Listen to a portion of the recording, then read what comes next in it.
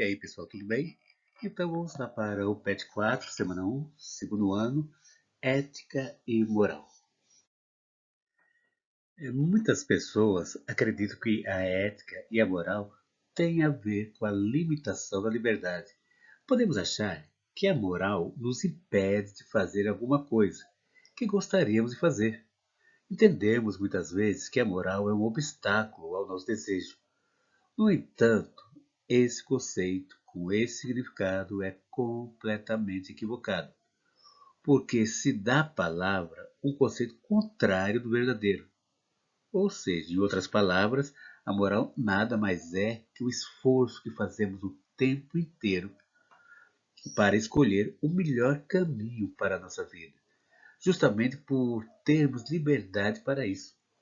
Quando não há liberdade de escolha, estamos fora do campo da moral. Como sabemos, algumas situações na nossa vida exigem o quê? Escolhas. Exigem o quê? Liberação, exige decisão.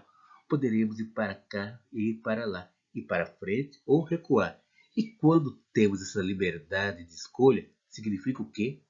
Que a moral está presente. Certinho? Então, outra questão também. Muitas vezes, os termos ética e moral são usados como se fossem sinônimos. E, de fato, em alguns momentos da história da filosofia, eles chegaram a significar a mesma coisa. Aqui, no entanto, faremos a diferenciação entre os dois conceitos, no sentido de que a ética pode ser definida como o estudo da conduta humana em relação aos valores. Para que isso fique mais claro, vamos a um exemplo, tá certo? Vamos lá. Imagine que o médico esteja diante desta situação. Para salvar a vida de uma criança, ele precisa fazer uma transfusão de sangue nela. Porém, a criança segue uma religião e que a transfusão é proibida. E, sendo assim, os pais dela não permitem o procedimento. O médico está diante de dois valores: o valor religioso da família da criança e o valor do juramento que ele fez como profissional. Para fazer todo o possível para salvar a vida, os dois valores correspondem à moral. Agora o médico terá de tomar uma decisão. Precisará pesar os dois valores e decidir qual deles é o mais importante, para então decidir como agir. Ou seja, é o momento em que ele começa a avaliar de maneira racional os valores envolvidos.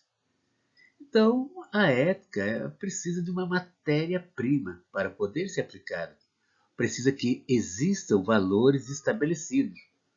Se não existem valores, não existe ética. Como exemplos de valores morais de nossa sociedade, nós temos o que é? A fidelidade, a liberdade, a igualdade entre os seres humanos, o matrimônio, a honestidade, a prioridade no cuidado com crianças, doentes, idosos, a valorização do trabalho e até a própria democracia.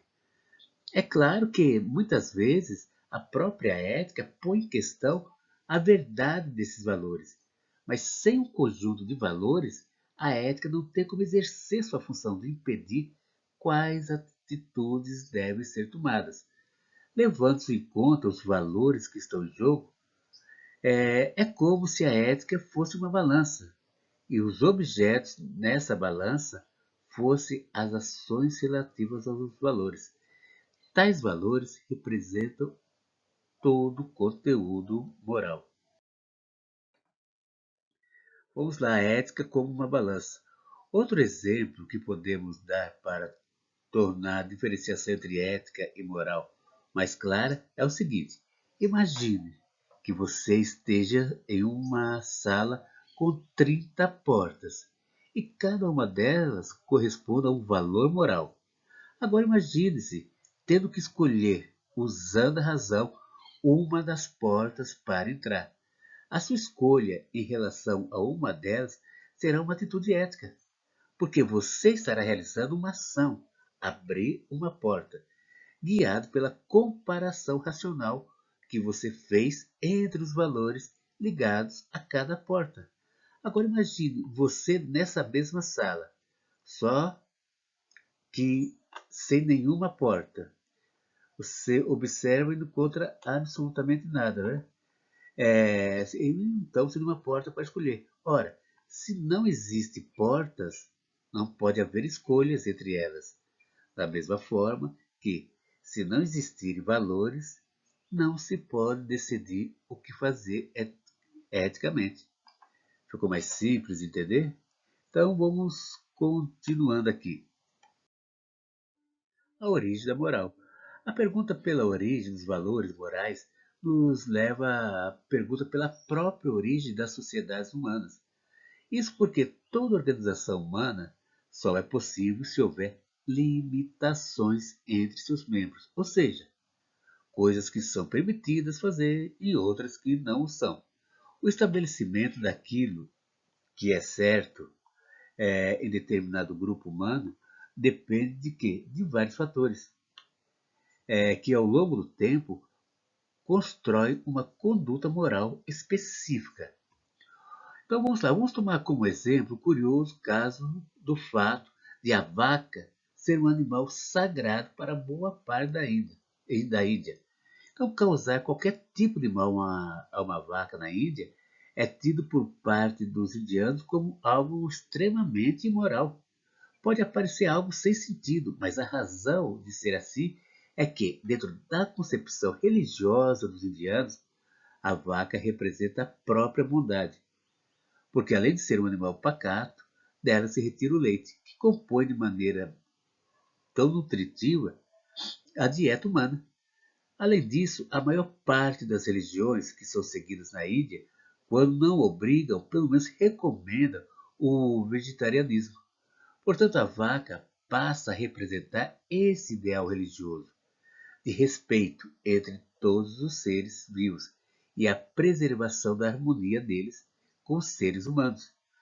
No Ocidente, não existe uma orientação religiosa que recomende o vegetarianismo, e dessa maneira não se formou aqui um valor moral ligado ao fato de não comer carne.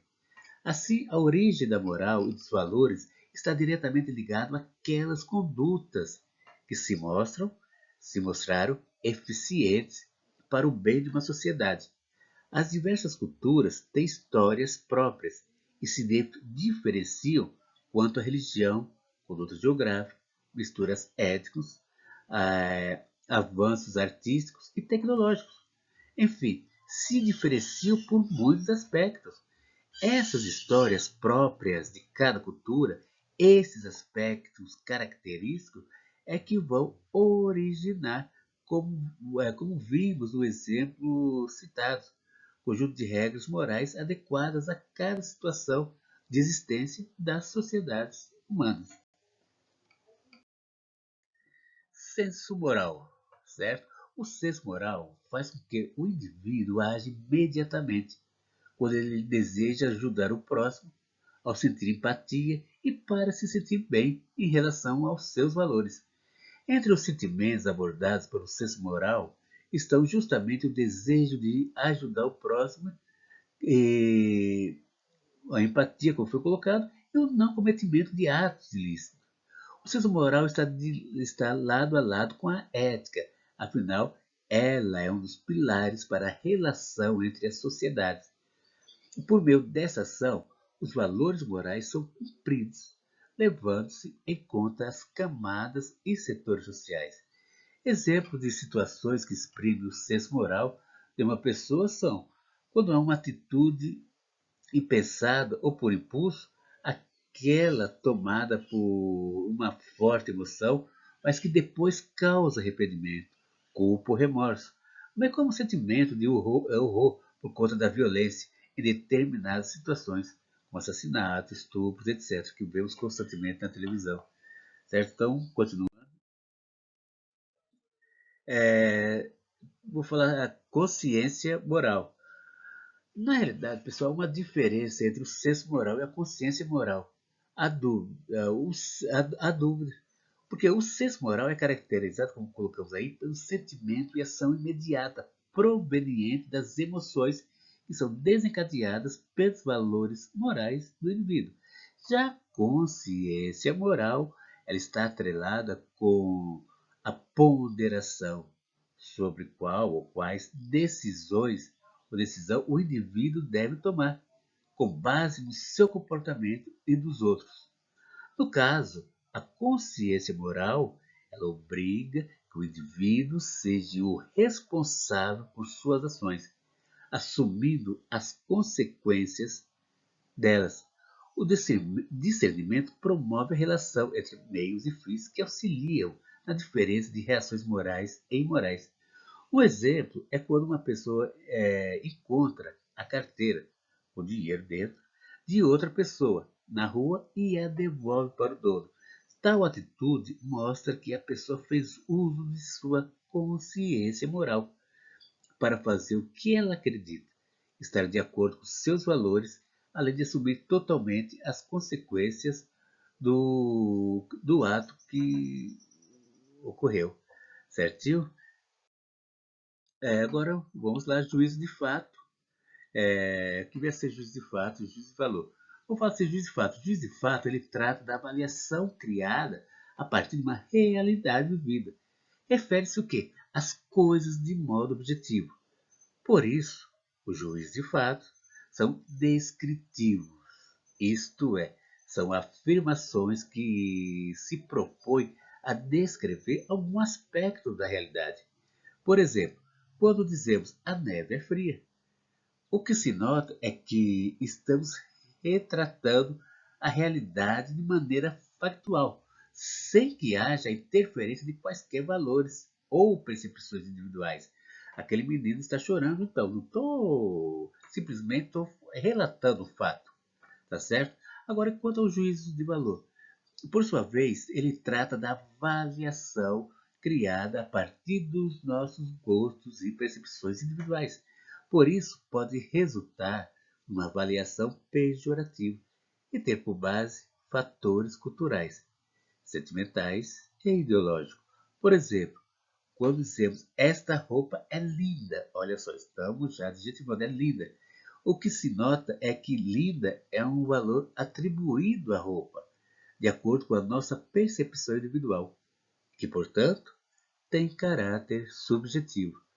No entanto, se a partir dessa avaliação subjetiva nós tentarmos mudar a opinião ou os gostos de outra pessoa, o juízo de valor poderá se tornar um problema. Certinho, pessoal? Então, até a próxima.